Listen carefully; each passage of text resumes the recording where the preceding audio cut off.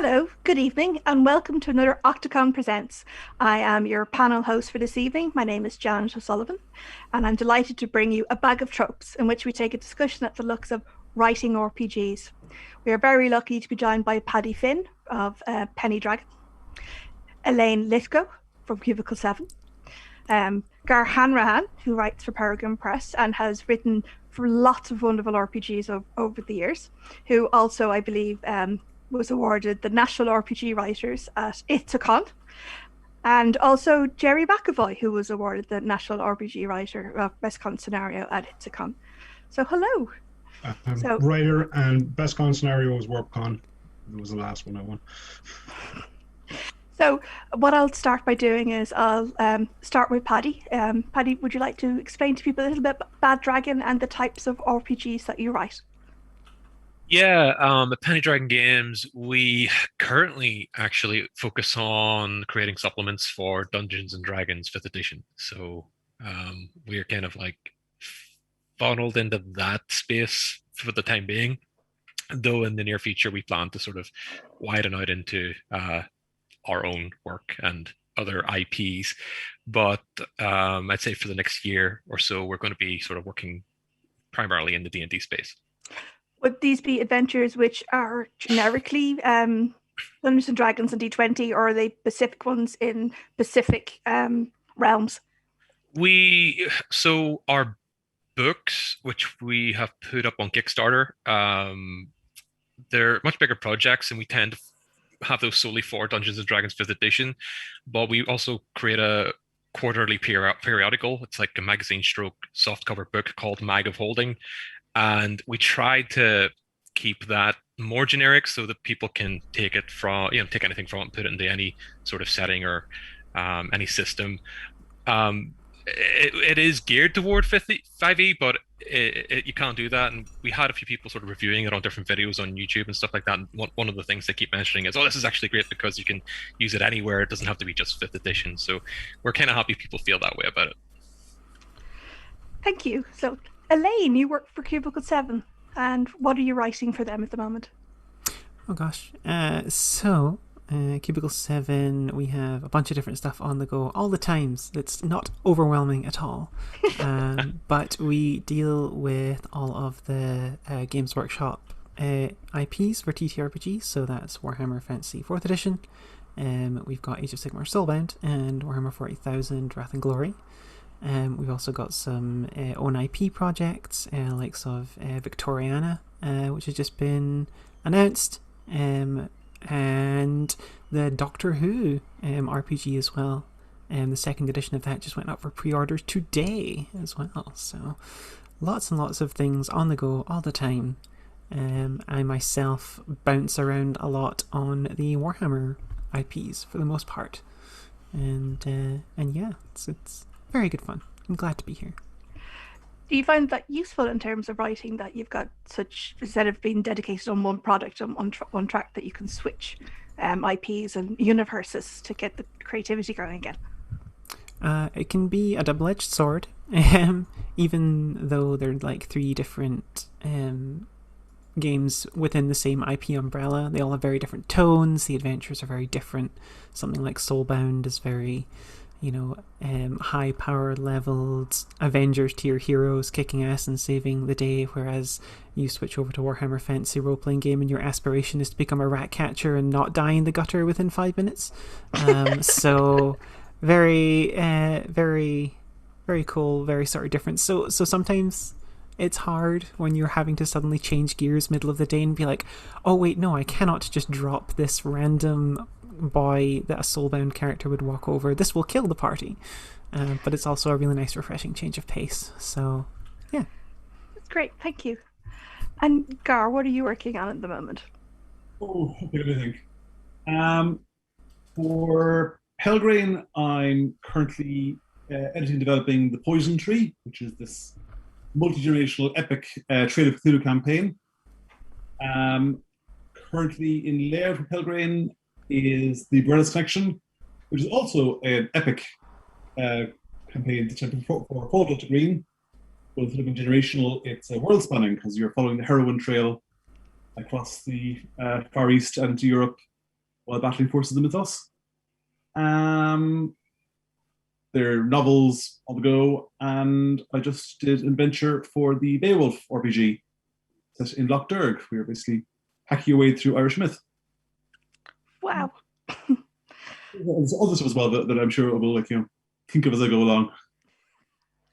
And of course, a lot of people would know you for the prolific amount of convention scenarios that you've written for the different conventions here in Ireland. Oh, I wonder if that's still true, but I haven't done that much in the last couple of years. But like those with long memories, yes, I was the old convention circuit group. Thank you. And Gerry, what are you writing at the moment? Oh, at the moment, games-wise, I am doing a series of mashups. So like the Sesame Street Out for the Count, stuff like that. I'm doing a bunch of Muppet stories with the West End game Star Wars. So I'm kind of using those mashups to introduce people to the older games. Using DC Heroes, doing a Muppets Justice League with DC Heroes and all of that. Kind of fun. I've also got Team Mode, which is a straight Modern Warfare RPG that I'm definitely going to get out. It's just every time I go to launch it, another job shows up. So I've said that now, so my phone's going to ring soon. So I also, in real world, I work on film. I do digital services to films, looking after the footage and stuff like that. So yeah, I'm kind of fairly busy with all of that, and I'm also writing sci-fi and fantasy and stuff like that as well. So my creative slate is pretty full. So our first question that I've been asked is, what is your favorite or least favorite trap, either to write or having suffered as a player? Gerry, do you want to go first? Yeah. Tomb of Horror. Mr. Gygax. Oh. There's a trap, so I roll the spot check, got nat 20, absolute critical success. There is no trap in this corridor. I walk down this corridor, the floor falls open, and I was like, but I checked for traps. Yeah, that trap just phased into existence as you walk down that corridor. I hate that trap with a vengeance. You hate that trap. That's just cheating to me. That's like, you've done everything right, everything's going perfect, you walk up the door, I cheat. Okay. Would anybody else like to answer? Sort of inadvertent trap that I cannot help but recall one campaign I ran like thousands of years ago at this point. It wasn't meant to be a trap at all, but the player characters find this treasure hoard, and in the treasure hoard is this box, and in the box are instead of 10 rings, each ring engraved with the symbol of a different plane of existence, like plane of fire, plane of air, astral plane, and so forth. Because I wanted the campaign to go out this sort of plane hopping scenario where they you put on a ring and blip from plane to plane, and one player shouts, "I put them all on at the same time." I think okay, Ed, your character goes to all the planes simultaneously. At least bits of you do.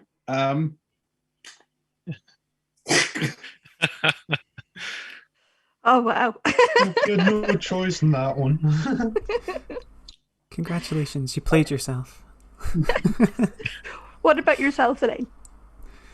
I think the most effective trap I ever put in front of players was an incredibly simple one where they had an NPC that they were dearly fond of hanging above one incinerator, and a small fortune that they desperately needed hanging above another incinerator, and a villain with the button and choose. And it was a wonderful way of very quickly showing party alignments. And yeah, so that was a good. You'll be happy to know in the chat that they picked the NPC. Greed did not win on that day, but it was a wonderfully simple trap. I always love throwing moral conundrums at my players very early on in campaigns because it helps people sort of settle into where they fall on the spectrum of good, evil, and all that sort of thing. So, or where the characters fall. I'm sorry? Or where their characters fall. True, yes. There's always make that distinction. But yeah. Thank you. What about yourself, Paddy? Let me see. As a player, I guess about 2 or 3 years ago, we were playing in a dungeon, and we all rolled very poorly for our investigation and perception rolls, and thought there was no trap. And halfway down the corridor, of course, we triggered something, and lo and behold, all of a sudden we're in Indiana Jones with the big boulder running after us. And everyone were very, very clever. They jumped into the eaves on the side, but I thought I was going to be Indiana Jones and run ahead of this thing. And I wasn't wearing a hat, but that would have been funny. And I didn't run fast enough. So, yeah, splat. Squish. Yeah. Oh. The next question that we have is, what was the first RPG you ever played? And the second part is, how then did you get into writing for RPGs?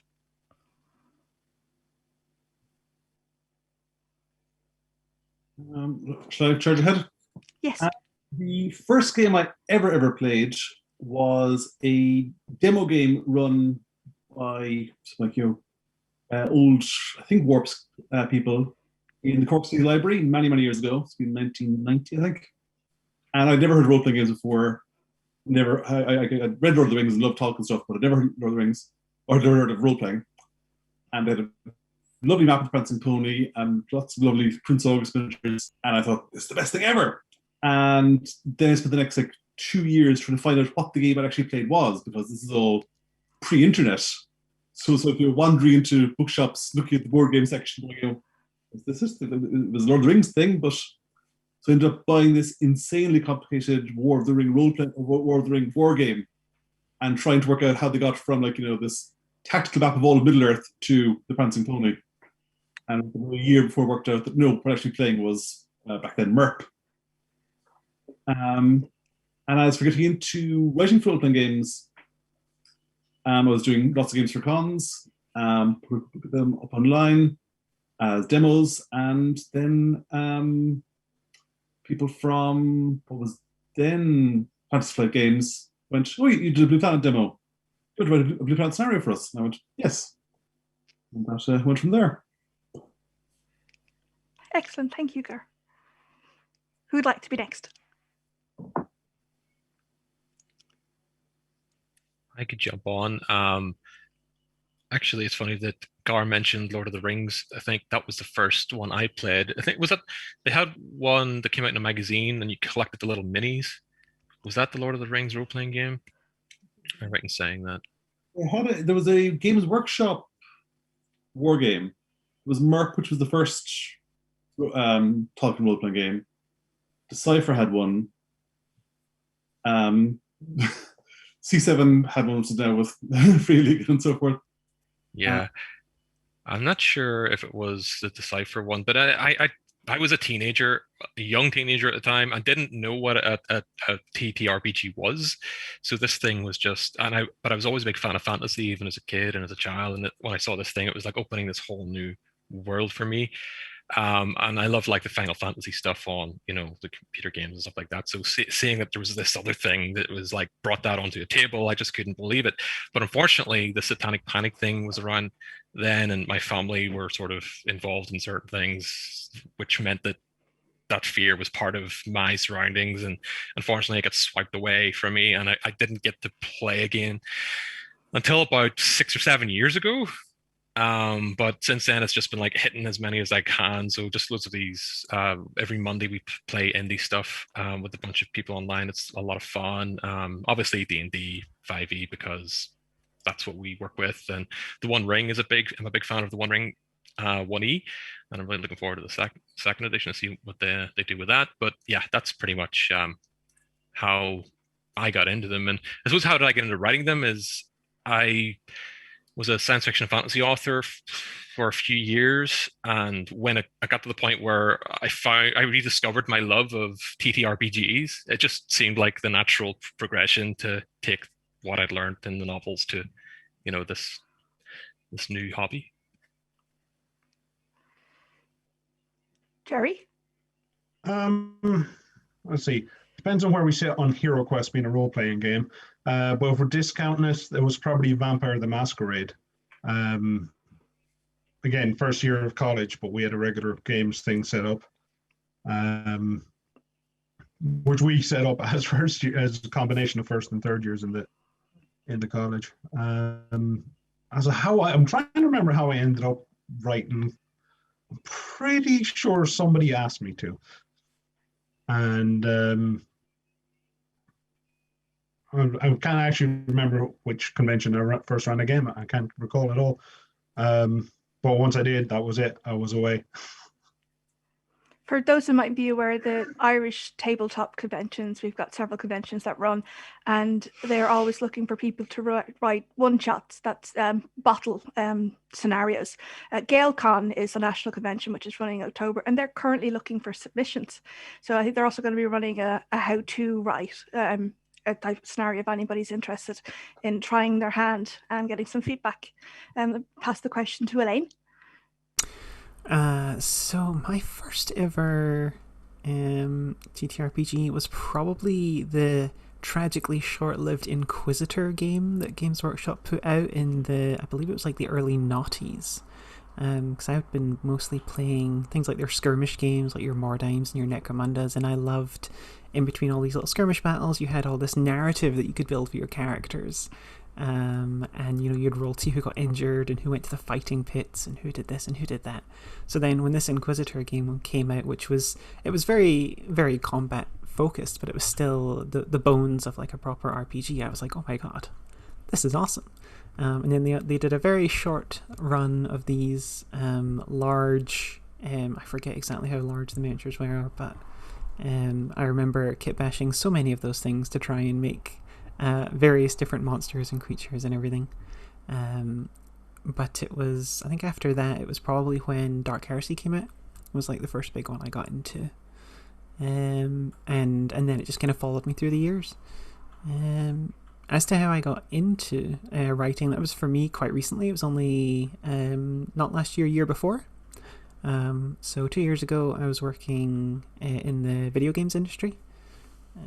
And I just always continued to have this love of TTRPGs on the side, and every time I'd make a character, I'd want to write a short story about them, and whenever I was GMing, I went way over the top, writing all these documents and all these world things and everything, and I found myself ending up being quite unhappy in video games, and I just started to have this sort of desire to, like, I should really pursue my writing more, and I started doing that. I started just every lunchtime, every hour after work, I was trying to work on my writing, and writing more and more like homebrew things here and there. Nothing I ever published or put online or anything, but just like, I'm going to write a little module here, I'll write a class here, I'll do this, I'll do that, and then playing it all with my group.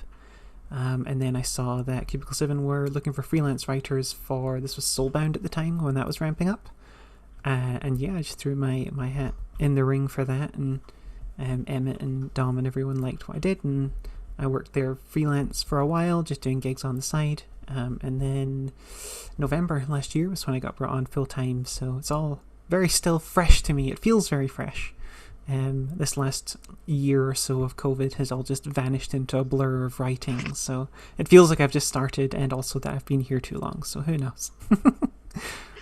That seems to be with the pandemic, but the pandemic is something that I think has brought a lot of people back to roleplay, not being able to meet in person or wanting some social time, and as a result then we've come together over the things like Discord, D20,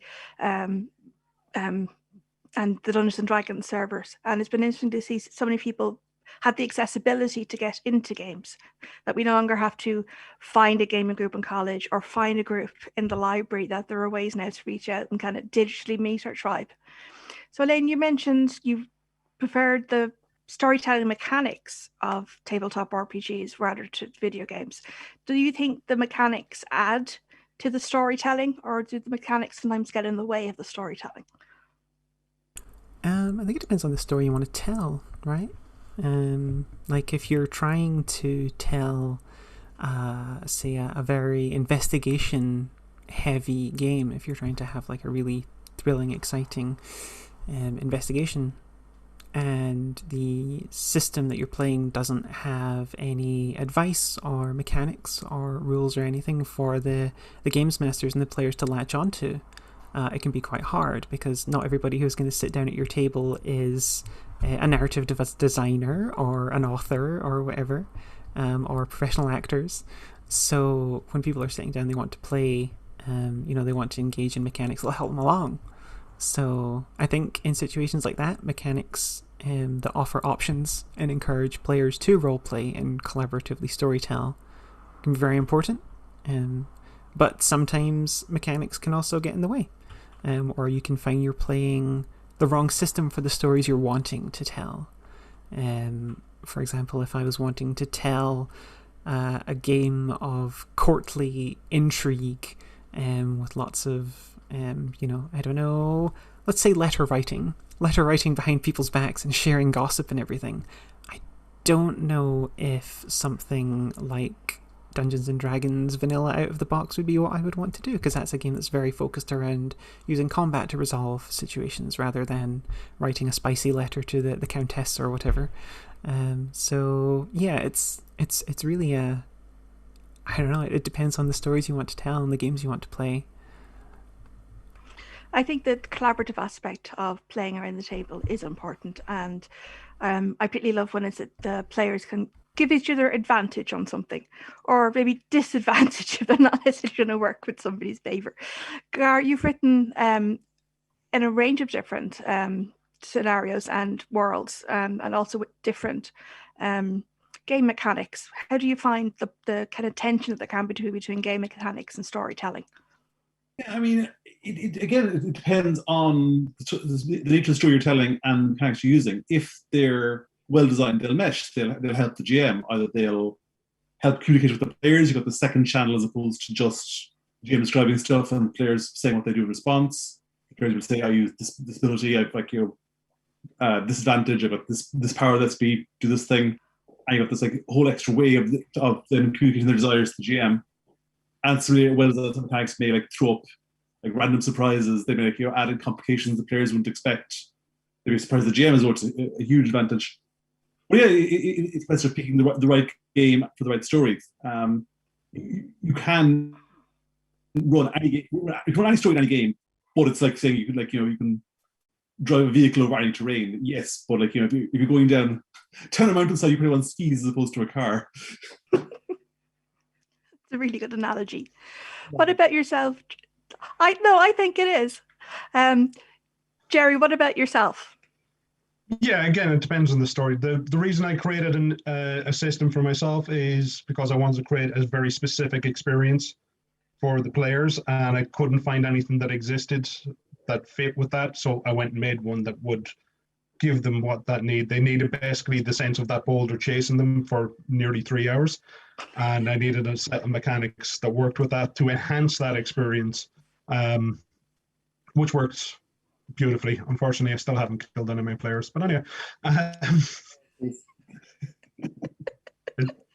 it's a running thing with me. I can't actually kill any of my players, despite how hard I try. But yeah, the mechanic supplies the environment and the experience, and so it all depends on what you want to give the players.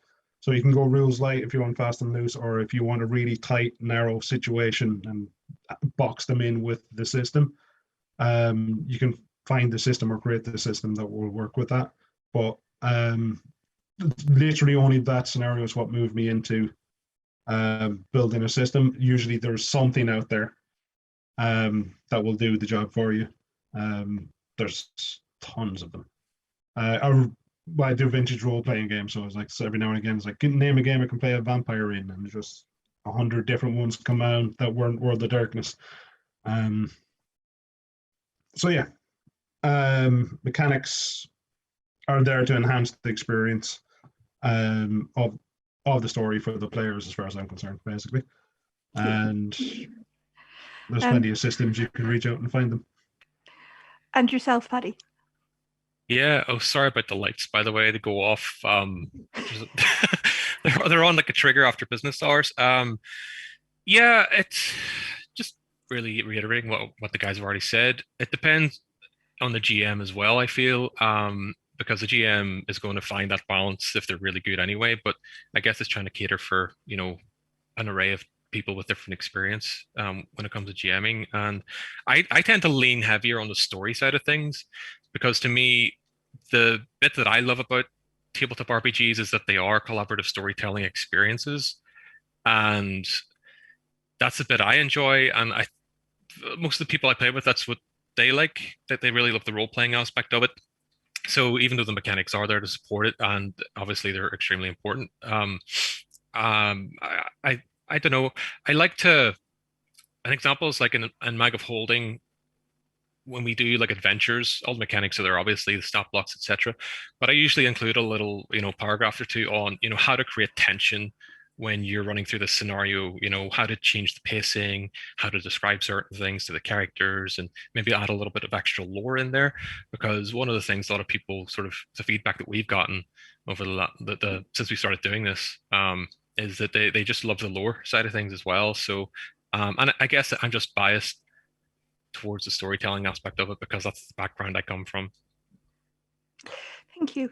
Well, they say no story or game scenario survives contact with the players. I think we've all, when you're, and as you've said, we've all established that everybody here, all of our writers have been those players and have been those GMs when you've decided, oh, look, that's where the haunted castle is. We should go to the haunted castle, and everybody saying, oh, but you should check out the haunted castle. And the scenario where the players go, no, we're going to go to the pig farm down the road. So how do you, when you're writing, help the GM when when he or she or they are having to deal with a party who's decided, no, we're going left? I would try to stress the use of plot hooks and not including plot hooks that shouldn't be there. Because if you tell, I tried to play test Order of Elemental Chaos, which is one of the books we're currently working on that takes place in the elemental planes. And when I first wrote a module in the elemental plane of air, they were pretty much locked inside this floating island and had to find their way out, etc.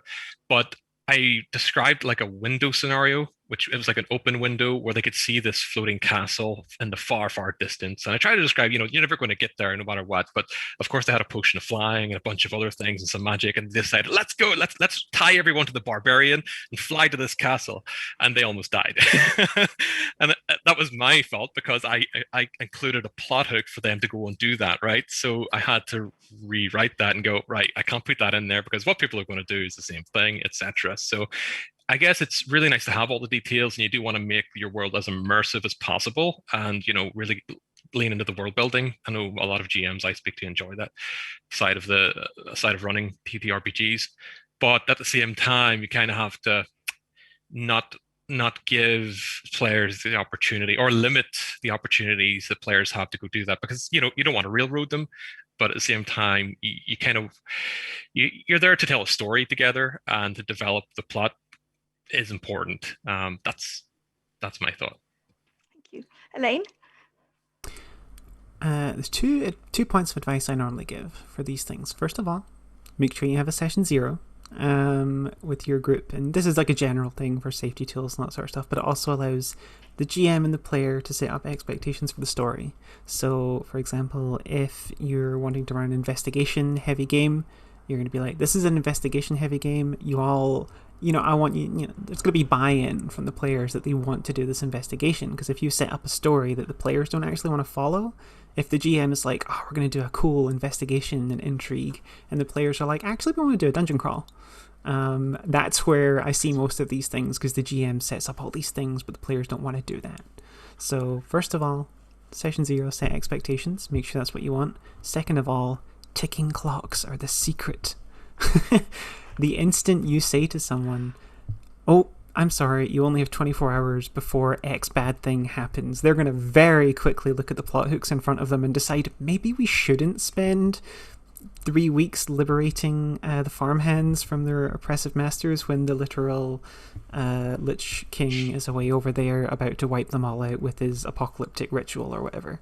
So if you ever find that you've got a group of players who are a little bit, shall we say, flighty, and we'll come back later. I don't think we're ready for this. We're going to come back later. We're going to go do some shopping or whatever. You just say, oh no, you don't understand. You do not have time. One of your NPCs is in danger. Your house is about to burn down. Something, That's the other nice thing, is that the instant you take something away from the players that they've worked hard to get, whether that can be even something as simple as a pet. It's like, oh, your familiar has been taken by the big bad. That's it. All eyes are on that villain, and the vengeance quest begins in earnest. So, ticking clocks and just setting expectations are the two things that I've always found seem to get all of the party focused, but I'm sure there are still some people out there who would throw caution to the wind. So those are two really good tips. Gerry, I saw you nodding in agreement. Ticking clocks. Ticking clock, absolutely. My favorite go-to thing. Just it's going to happen. You have this now. Con scenarios is very easy because there's literally a time limit on the session, and then it's going to be over. So you can literally go, guys, there's only like an hour left in the session. But campaign-wise, ticking clocks are always the best. Just for getting them to move along. It depends on also what path. If they've gone off somewhere and they've just given you an interesting idea, then put a ticking clock on that path. So, okay, you want to go down that road, that's fine enough, but you've got like maybe 6 hours before something falls out of the sky. But yeah, I'm a big fan of the ticking clock or the stealing something from them and they have to go back. And also watch out for, occasionally groups will make an NPC who shows up a villain in their own minds. So you can have them show up to drag them off in the direction you need. Okay. That's another brilliant tip. Thank you. And Gar? I think I could give two sort of different answers. From a writing perspective, you want to not only limit the number of players' choices have, but basically choose the right framing, the right sort of starting point. Like if you don't want to do the big farm inside the haunted castle, then start the adventure with you arrive at the haunted castle. You want to give the players as much freedom as you can within sort of the sandbox you pick for them. And if you don't want to go to the pig farm, then don't mention the optional pig farm. That's what you're writing. From a GMing perspective, the single most valuable thing is player enthusiasm. So if the players are suddenly obsessed with the pig farm, then chase that, let them go to the pig farm.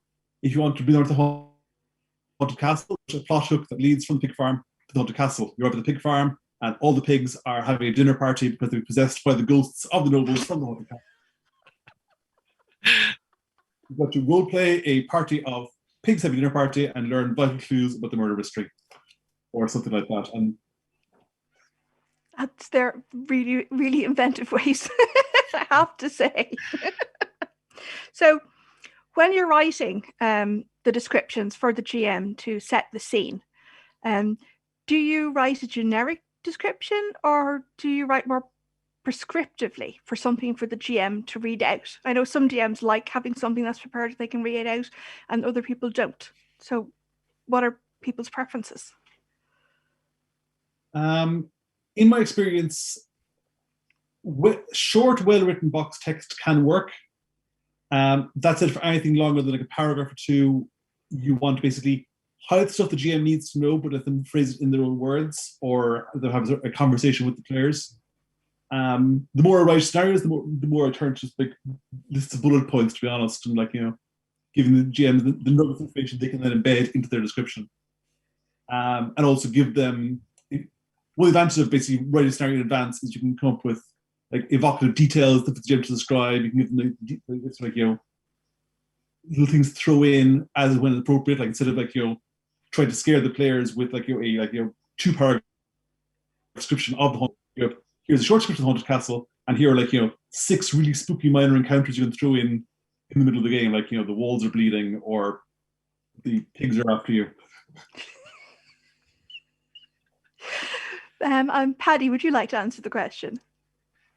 Yeah, I actually use both. I kind of just outline what the encounter or whatever it is that is, and just describe it in, I don't know, I guess third person. So they can just, as Gar said, describe whatever they want in their own words. But I do like to include an option with a text box for them to read, but I would keep them generally quite short and to the point, because otherwise, I've been in games before where GMs do get a little carried away and describe every little detail in an encounter, and everyone around the table is kind of like, twiddling their thumbs and waiting to get going. So I think it's important to keep it short and sweet and keep the flow of the game going and keep it smooth. But I just like to include both options, because I know some nerd GMs appreciate having something that they can just read out rather than having to, because they have so much else that they have to learn and going on in their head, and the mechanics and the story and keeping track of the players and everything. It's like one less thing for them to worry about, I guess. So it's just a nice little option, in my opinion. Gerry? I missed the question, unfortunately. My internet vanished. That's okay. The question was, when you're writing for GMs vary. Do you prefer to give them something to read out loud, or just descriptions that then that they can turn into something to extemplarize to the party? It depends on the scenario, really. Sometimes I get the players to read stuff out to help them kind of get into the kind of characters they're playing and things like that.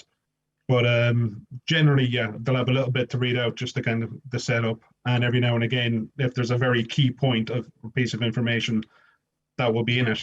Otherwise, I'll just give them options to, like, if they're talking to this person or that person, or they're in that room, these are the things they can find, and it'll be up to the GM to decide how much they find out, or how little they find out. Thank you. And Elaine? Kind of echoing a lot of what's been said prior. I kind of have a feeling when it comes to a lot of, if you're writing like an adventure module, a lot of the time the GM is the only one who will read that cover to cover. So it can be nice to put in like 2 or 3 sentences per like scene or whatever, which can be dramatic and have like very evocative descriptions and everything. Because it helps hold attention, because if every description of a room is a 10 by 10 room with paved stones and the chandelier is rusted or whatever, that information can go in and go straight out. So it can be nice to have these sort of nice little descriptions going in there, provided you don't go crazy with them. They're good for the GM when they are reading through the book the first time, and a really evocative image can really stick in your head, and the GM can fill a whole castle from like a very evocative drawbridge description, But when it comes to actual use on the table, the important thing is that the rest of the information that's pertinent to the players is available in, like other people are saying, like bullet points or spreadsheets, or however your particular adventure module expresses these things. So it's kind of like, it's one of the interesting things about writing adventure modules is that you've almost got 2 audiences, or like 2 layers of audiences. You're telling the GM, who's then going to impart it onto the players, which makes it really sort of interesting in that way, to try and walk the line between writing a novel, which someone's going to retell to someone, and writing essentially game mechanics and systems for people to interact with. Thank you. So what are the challenges of working within an IP, an intellectual property, and an established sandbox? Is there the flexibility? So if you're writing within Dungeons and Dragons, there is a bestiary, there's a list of monsters, but none of the monsters really do what you want them to do. So, or if you're writing something for Cubicle 7, and you're kind of like, there's a tech priesty thing, but none of the established canon has it. Is there a way to write that and have it put into canon, or are there ways around that? Or are you restricted to quite specifically what's already established? Gosh, I feel like I should jump in here, but honestly, we could have entire panels about the differences between writing for IPs and writing for yourself. Both have wonderful pros and cons that you have to deal with. Obviously, if you're writing for an established IP, there normally comes a player base and fans of that thing. And you're working, you're almost like, you're standing on the shoulders of the people who came before you, and you're playing with their toys, and that can be incredible fun. You can have a lot of resources you might not necessarily have. One of the most expensive things when you're putting together books and everything is art. So if you're working with an IP that's already existed, you might be able to get a lot of pre-existing art, which can really make your book sing, and like things like bestiaries can be a lot larger because you've got all these monsters that already have art and everything. So those things can be great, but you can sometimes be limited to what these creatures can or can't do, or what the setting can or can't do. All my experiences with working on IPs have been very positive. It tends to be, at least working with the IP lines I've been working on so far, that even if you pitch an idea for something, and that's not necessarily how something normally works in the IP, you can normally work together to find out like a justification for it. And it's the old thing that they always say, even when working with video games or working in any media, is that sometimes restrictions can actually breed great creativity. I remember not too long ago for Soulbound, I was writing an adventure set in a city, and I wanted to have these the Sylvaneth, who are like these sort of fey tree people. I wanted them to have essentially an embassy within this human city. And I wrote it all up, and then we got feedback saying they're quite alien, they're quite fey, they wouldn't normally establish an embassy in here. So suddenly I had to think, well, why? And we came up with like really interesting reasons why they were there, and why these specific fae have been raised to interact with humans, and it made the character and the adventure much more interesting. Which, if I'd gone at first pass and I just had everything my way, it wouldn't have been as good. So, it's honestly, if you have like 5 hours, we can sit and chat about it. I'm sure other people have things to say. Well, I'm sure that our guest liaison will be on to you for more engagements. What about yourself, Paddy? The difference between working within these established IP and writing adventures specifically to include the lore and the backgrounds and resources of Fifth Ed, and then writing things which are generically to be adapted. Yeah, so I guess like I'm the baby of the group because I've only really worked inside the one IP, which is D&D 5e. But I mean, it is made quite easy with the OGL and the SRD. They're laid out really well. They look a bit. Go ahead. Sorry. Would you just explain those acronyms for us, please? Yeah. So Wizards have something called an open gaming license. And it's just a page that outlines, here's a bunch of things you can do, here's a bunch of things you can't do. And you can use pretty much the stuff in the SRD, which is a standard release document, which includes, the basic rules, a bunch of the monsters from the bestiary, spells, classes, character creation stuff, pretty much everything you would need to do most things, right? If you wanted to stick within that document. But there are, limitations, of course, because it's a licensed product. For example, we created a magic items book with 300 magic items, and we thought, one of the guys came up with an idea of like the stalk eye of a beholder, which is like a staff, and it can do something that a beholder does. But yeah, I can see Gar shaking his head. You can't use the word beholder because it's product identity. But that is outlined again. So it's just a matter of like, when we're doing work like that, we have to go back and just double check, and it happened with like several other magic items where even though we knew what the OGL said and we'd reviewed it as a team several times, you just get carried away and you forget. And then it's like, you do the review, you're like, wait a second, we can't use that. Let's call it something slightly differently, or, redesign it from scratch or whatever. And that's just another beautiful thing about it, is if you do want to like put your own stuff into it, you just create and design your own stuff from scratch. For some of our own work, we do take stuff from the SRD and change it slightly, or we would like have a Yeti, for example, and call it a primal Yeti and kind of give it a bunch of different abilities, and it's rooted in an existing monster. And then we would have something like an Olgoth, which is a deep sea monstrosity that think of something like this huge giant octopus or squid, and it like attacks the ship and unleashes all these undead onto it. So that's something that, it's not original, but it's not necessarily something that belongs to them.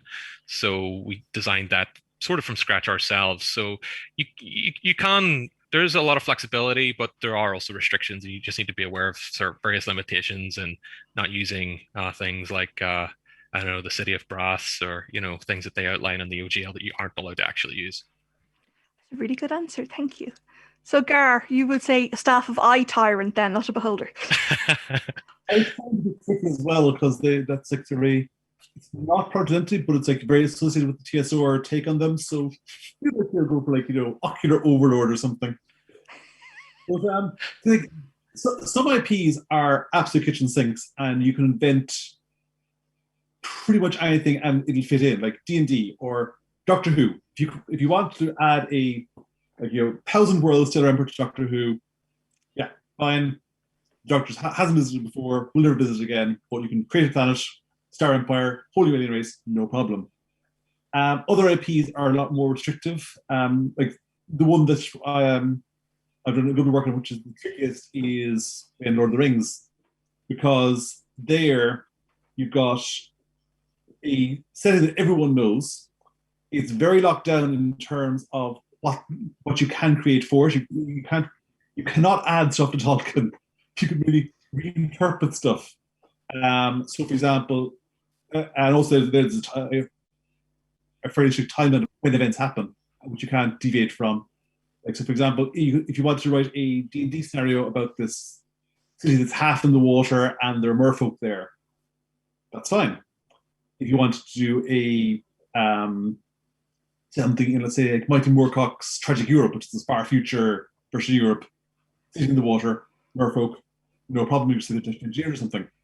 For Tolkien, I can give you a city that's half in the water, but there are no merfolk in Tolkien, and adding them will not pass muster. You've got to derive everything you can from the books.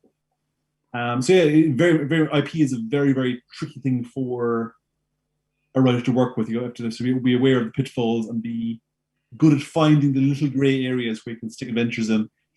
And you've done that with the Dracula dossier and when you were doing the Laundry Files as well.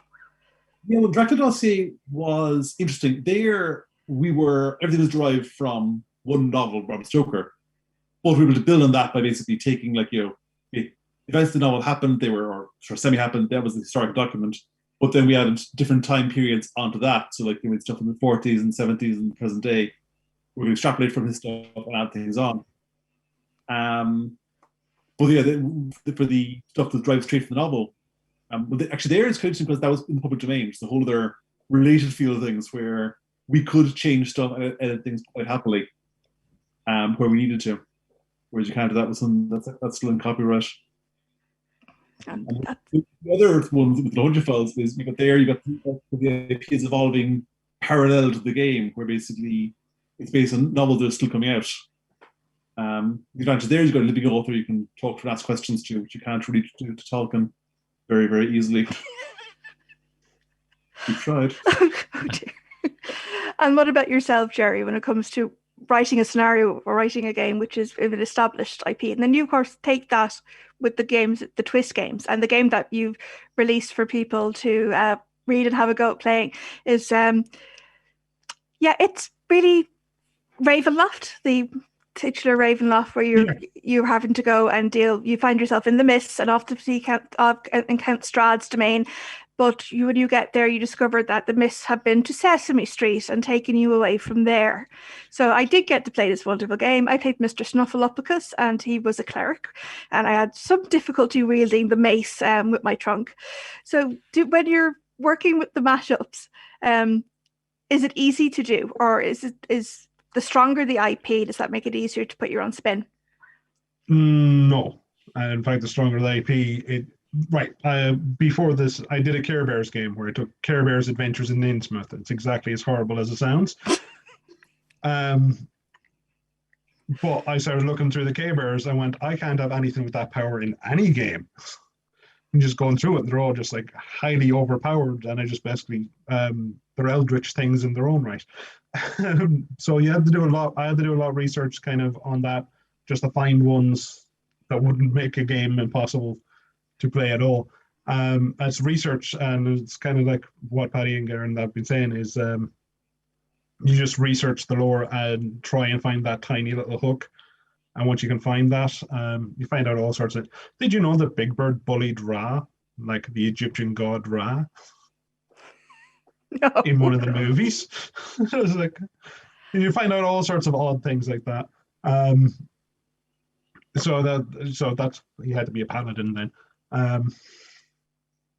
But just research through the IPs and look for the hooks and look for something. If you're after something particular, just look for that little note that you can bend just enough to make sense of the thing for the players and the GM. And hopefully that works. Sometimes it does, sometimes it doesn't. The entire Sesame Street IP thing is a very tough one anyway, but I think I did okay with that. And that entire thing exists for one pun. That entire scenario sprang out of the notion for one pun that happens in it. And it's So to do spoilers. with yeah. It's the top skill you find on the D&D character sheet. Anyway. Well, yeah, research all the time for everything. Our next question is, have you ever seen and portrayed in film or TV the experience of what it is to be a writer or a GM in a good way or a bad way?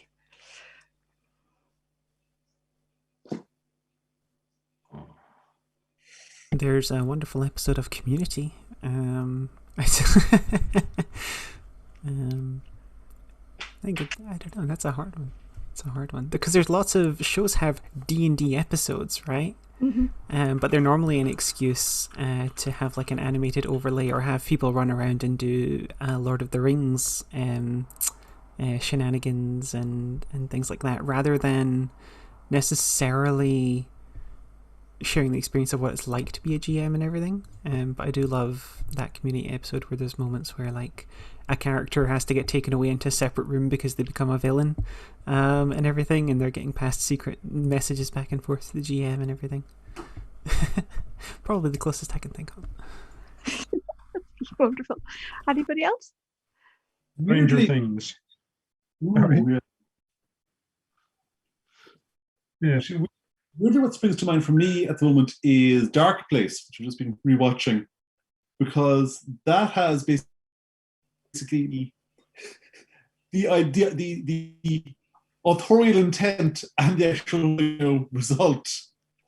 It's sort of split screen where you've got Gareth Hanrahan going what is like grand visions and Imagineering, and then you've got the actual show, and that is not especially flattering comparison, but like an accurate description of how it comes out.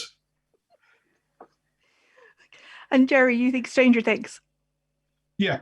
Particularly the part, I forget the character's name, where he's just, can we just go out and play D&D now? It's like every Saturday night out ever. It's like drinking. Can we not? Come on. And yourself, Paddy? Any particular portrayals? I don't know why. It's probably because I watched it for the first time fairly recently, but the movie adaptation with Nicolas Cage, it's like it seems it's a bit of a stereotype where you have this, tortured writer who just suffering with writer's block and all that thing, and that is part of writing. But I don't know. So I think people always, writer block becomes this huge thing for people who maybe haven't written before, and it is a huge thing for people who write. But I don't think it's like it characterizes a writer.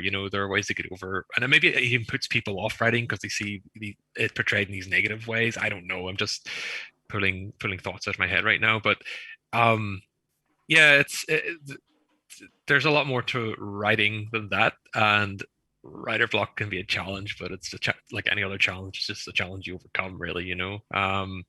So because like that's one of the things. Like if I ever talk about writing to people who don't do it for a living or whatever, they always ask, "Oh, what about writer's block?" and blah blah. It's like, well, you don't get plumber's block. Well, plumbers do get block, but that's a different kind of block. Oh dear.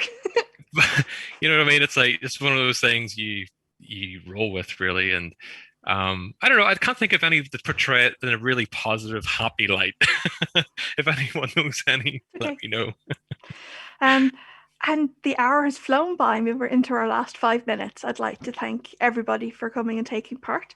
And I'll go then in reverse order. And Gerry, is there anything that you'd like to plug or mention before we go? I have a Patreon, of course, patreon.com/legendgerry, spelled like it is on the screen.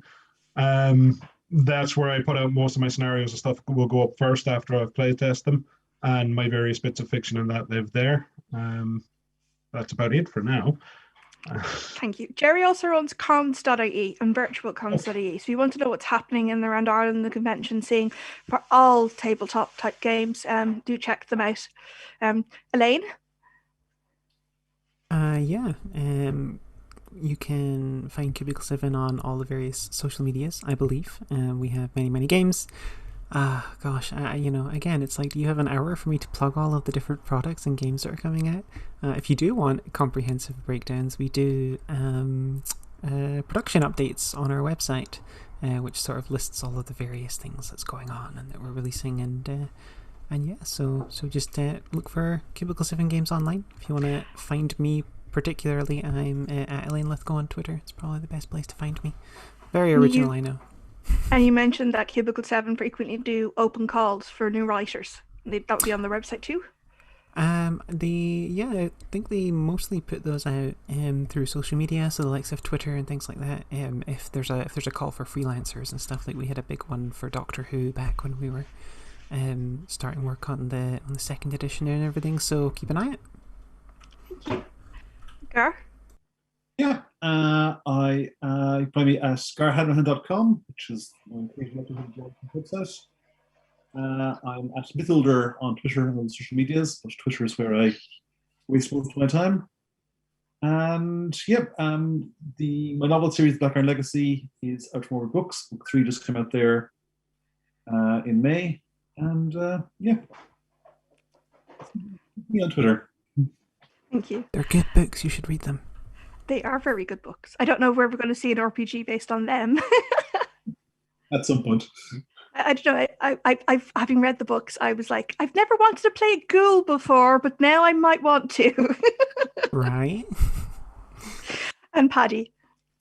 Yeah, you can just find us on pennydragon.games. Nothing really to put out there. I guess you can get a free copy of the PDF if you put your email address in of the first mag of holding. I've got a copy of the hard copy here, and it's just like a supplement for D&D. This one's themed as called Frozen Wastelands. So for any Frozen Wasteland-ish type things you're running, whether that be Rime of the Frost Maiden, Storm King's Thunder, or like a homebrew setting with an Arctic flavor to it. But the PDF, the reason we put the PDF up there is, we're a fairly new company, and we just want people to get a look at something without having to, pay us, because we don't think that's fair. So if you want to get a little sample for free, go ahead, and if you like it, then you can take it from there. Thank you all so very much. This has been this has been Octocon Prevent. My brain is full of tabletop RPGs now. This has been Octocon Presents. Octocon is the National Irish Science Fiction Convention. It's been running now for 32 years. We take place usually the first or second weekend in October, and this year, because of all of the pandemic, we're online again and virtual. We'll be running via Discord and via Twitch TV. So please do sign up to attend. Currently it's free. You'll find us further information what's happening this year at octocon.com. Also, our charity sponsored this year is Belong To.